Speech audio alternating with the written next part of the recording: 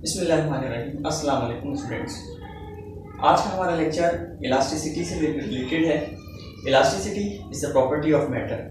जो चीज़ें हमें आज के लेक्चर में डिस्कस करनी हैं उनमें elasticity, strain, stress, Young's modulus and Hooke's law और एक सैम्पल प्रॉब्लम भी करेंगे हम आज के लेक्चर से रिलेटेड। तो आइए अपना लेक्चर स्टार्ट करते हैं। Elasticity, it is the property of solids that restores them to their original shape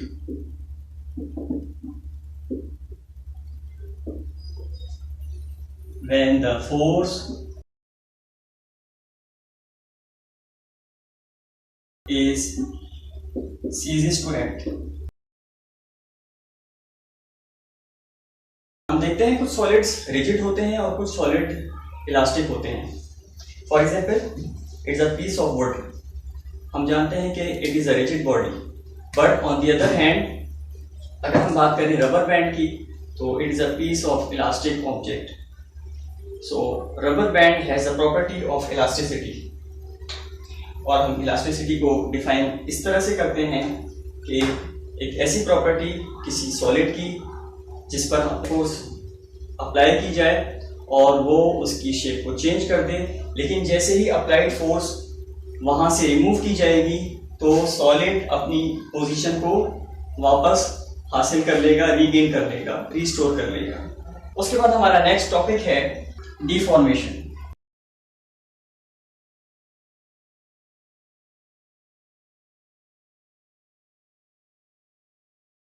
Deformation is the change of shape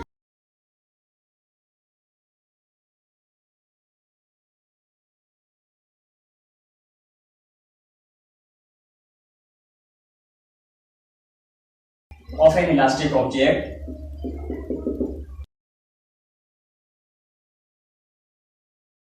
when it is subjected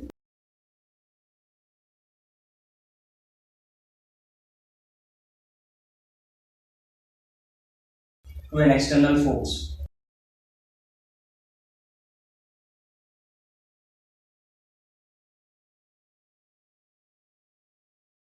जब किसी इलास्टिक ऑब्जेक्ट को आप एक्सटर्नल फोर्स अप्लाई करेंगे तो उसकी shape change हो जाएगी। इस शेप के चेंज होने को हम कहते हैं डिफॉर्मेशन। हमारा अगला टॉपिक है स्ट्रेस। जो फोर्स हमने किसी इलास्टिक बॉडी पर अप्लाई की थी ताकि उसकी शेप चेंज हो जाए, उस इलास्टिक ऑब्जेक्ट के अंदर एक इंटरनल फोर्स जनरेट हो जाती है उस एक्सटर्नल फोर्स के को काउंटर करने के लिए। उस इंटरनल फोर्स को हम कहते हैं स्ट्रेस। देखते हैं क्या है stress. The internal force arises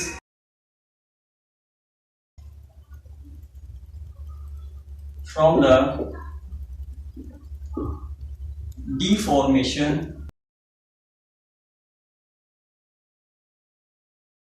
of the body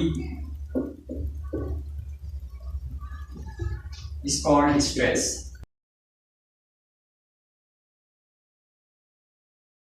ये स्ट्रेस की एक डेफिनेशन है। इसकी चंद एक और डेफिनेशन है, उसको भी हम लिख लेंगे। क्योंकि ये बॉडी के इंटरनल स्ट्रक्चर से एक फोर्स जनरेट होती है, लिहाजा हम इस फोर्स को रिस्टोरिंग फोर्स का भी नाम देते हैं। Restoring force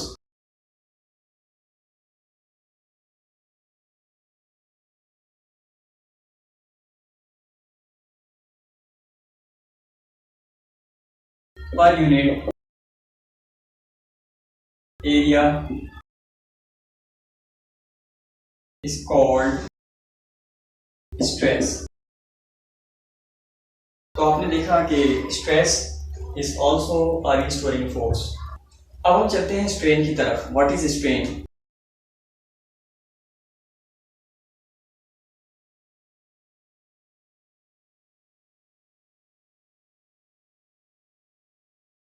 The relative deformation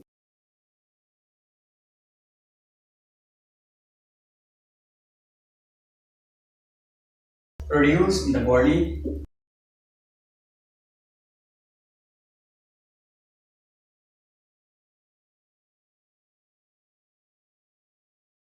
due to stress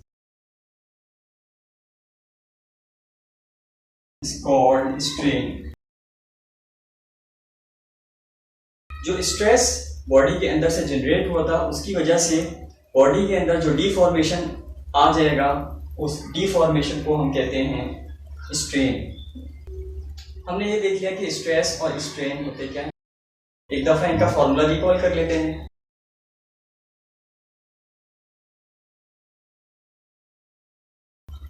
Force per unit area is called stress and strain is change in length upon original length। यहां से हम देख रहे हैं कि स्ट्रेस की जो ऐसा यूनिट बनेगी वो न्यूटन पर मीटर स्क्वायर है,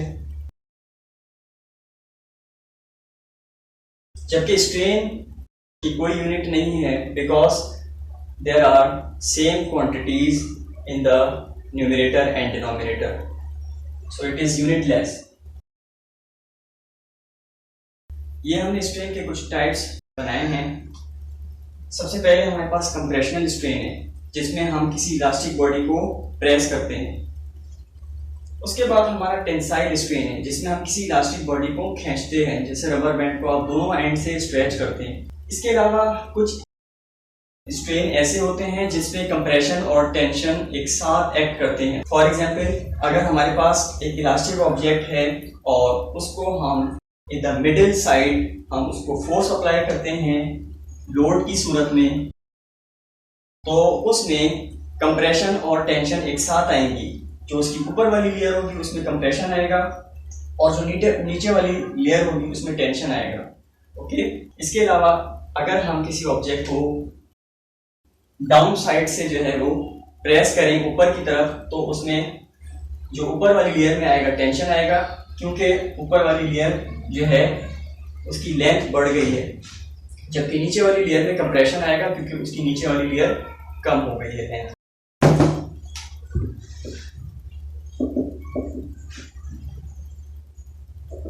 Young modulus is the ratio of stress and strain।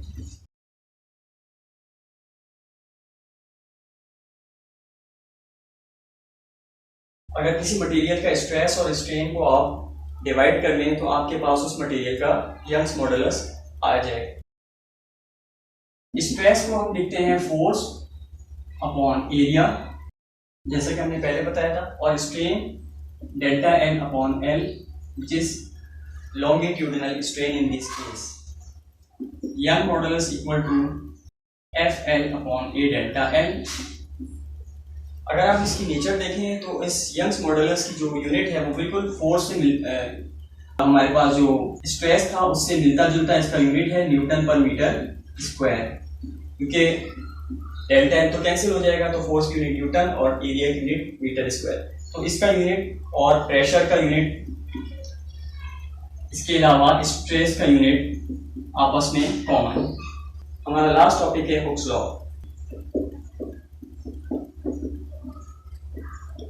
क्योंकि हुक्स लॉ बनाया गया है इलास्टिक ऑब्जेक्ट्स के लिए, लिहाजा इसका statement with in elastic limit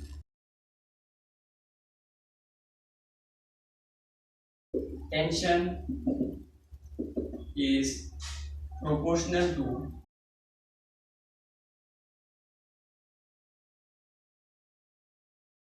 the extension। Hooke's law को इस तरह से भी लिखा जा सकता है with in elastic limit stress is proportional to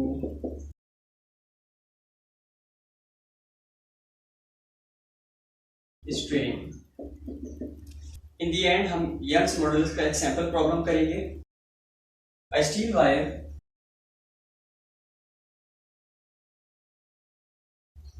of cross sectional area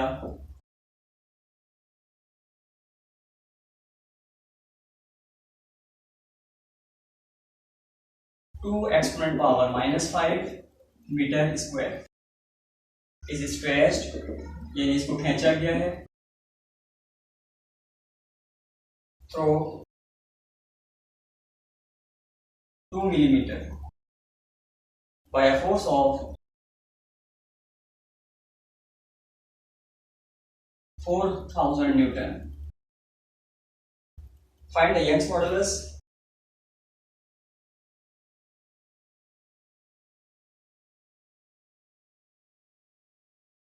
of the wire. The length of the wire is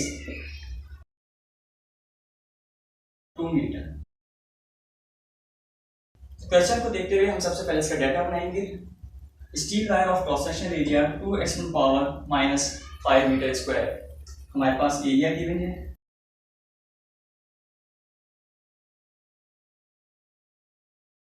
is stretched through 2 millimeter. This is the change in length.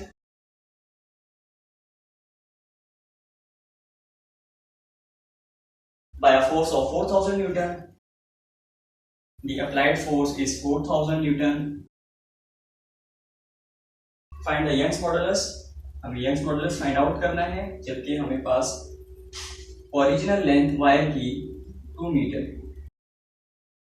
यहाँ पर जो solution के लिए हम formula apply करेंगे तो हमारे पास Young's modulus का वो फॉर्मूला जो अभी हमने इसी लेक्चर में डिराइव किया है, FL/A delta L। All these quantities are given. Force is 4000.